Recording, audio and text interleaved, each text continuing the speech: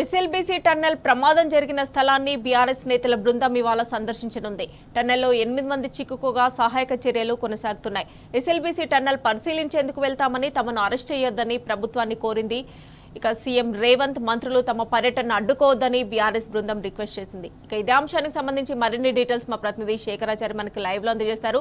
Shekharachari, SLBC దగ్గర ప్రమాదం జరిగిన స్థలాన్ని ఇవాళ బీఆర్ఎస్ బృందం సందర్శించనుంది కదా, దీనికి సంబంధించిన డీటెయిల్స్ ఏంది? అంటే ఎప్పటి వరకు చేరుకోనున్నారు? ఎవరెవరు అధికారులను కలిసే అవకాశం ఉంది?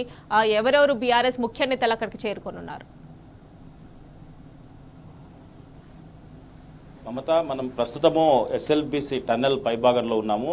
అయితే ఈరోజు హరీష్ రావు వస్తున్నటువంటి నేపథ్యంలో, బీఆర్ఎస్ బృందం వస్తున్నటువంటి నేపథ్యంలో ఇక్కడ భారీ ఆంక్షలు అయితే పెట్టినట్టుగా మాకు స్పష్టంగా అర్థమవుతోంది. విజువల్ చూడవచ్చు మనం. ఇక్కడ పోలీసులు ఇప్పటికే, అంటే నిన్న 5 రోజుల నుంచి కూడా చూస్తే ఈ రోజుకు, నిన్న 5 రోజులకు ఈ రోజుకు తేడా చూసినట్టయితే భారీ బందోబస్తు ఏర్పాటు చేశారు. ప్రతి వాహనాన్ని కూడా తనిఖీ చేస్తూ ఉన్నారు.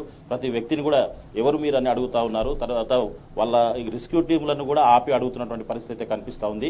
మొత్తంగా ఇక్కడ బీఆర్ఎస్ బృందం హరీష్ రావుతో పాటు ఉమ్మడి జిల్లాకు సంబంధించినటువంటి మాజీ మంత్రులు, మాజీ ఎమ్మెల్యేలు, తర్వాత ప్రస్తుత ఎమ్మెల్యేలు, ఎమ్మెల్సీలు అంతా కూడా ఇక్కడ బృందం చేరుకున్నారు. వాళ్ళు సుమారుగా 11 గంటల ప్రాంతంలో ఇక్కడికి చేరుకునే అవకాశం ఉంది. అయితే ఇక్కడ చేరుకొని ఆ టన్నెల్లో వద్ద ఎక్కడైతే ఇన్సిడెంట్ జరిగిందో దాని ముందు భాగం వరకు వాళ్ళు వచ్చేసి అక్కడ పరిస్థితులను అధికారులు అడిగి తెలుసుకునే అవకాశం ఉంది. దాంతోపాటుగా నిన్న ఒక 5 రోజులుగా, అంటే ఇప్పటికీ ఈ ప్రమాదం జరిగి 120 గంటలు గడిచిపోయింది. అంటే ఇది 5 రోజులు కంప్లీట్గా గడిచిపోయింది. ఇది 6వ రోజు రెస్క్యూ చేస్తూ ఉన్నారు. కానీ ఫలితం మాత్రం శూన్యం అని చెప్పవచ్చు.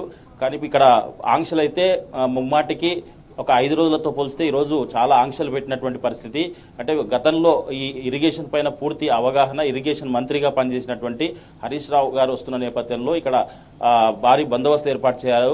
మనకున్న సమాచారం మేరకైతే లోపలికి, అంటే కొంతమందిని పంపిస్తామని కొంతమంది పోలీసులు చెప్తున్నప్పటికీ అసలు మధ్యలోనే అడ్డుకుంటారని చెప్పేసి కూడా కొంత ప్రచారం సాగుతుంది.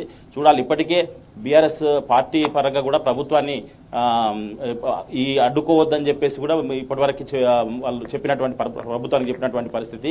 ఇది ప్రజలకు ఉపయోగపడేటువంటి ఒక కార్యక్రమంలో, తర్వాత ఇక్కడ దానికి సంబంధించినటువంటి ఎవరైతే లోపల చిక్కుకున్నారో వాళ్ళ కుటుంబ సభ్యులను పరామర్శించడానికి, ఇక్కడ పరిస్థితులు పర్యవేక్షించడానికి వస్తున్న క్రమంలో ప్రభుత్వం ఎట్టి పరిస్థితులు అడ్డుకోవద్దని చెప్పేసి ఇప్పటికే బీఆర్ఎస్ ప్రభుత్వాన్ని చెప్పినట్టుగా ఉంది. అయితే దీనికి సంబంధించి ఇప్పటివరకే రెస్క్యూ, అంటే ఈ ఏదైతే ర్యాట్ హోల్ మైనర్స్ ఉన్నారో వాళ్ళు కొంత క్లారిటీ కూడా ఇచ్చినటువంటి పరిస్థితి. మేము అంటే చివరి వరకు కూడా మేము పోయాం, కానీ అక్కడ లోపల పరిస్థితులు బాగలేవు.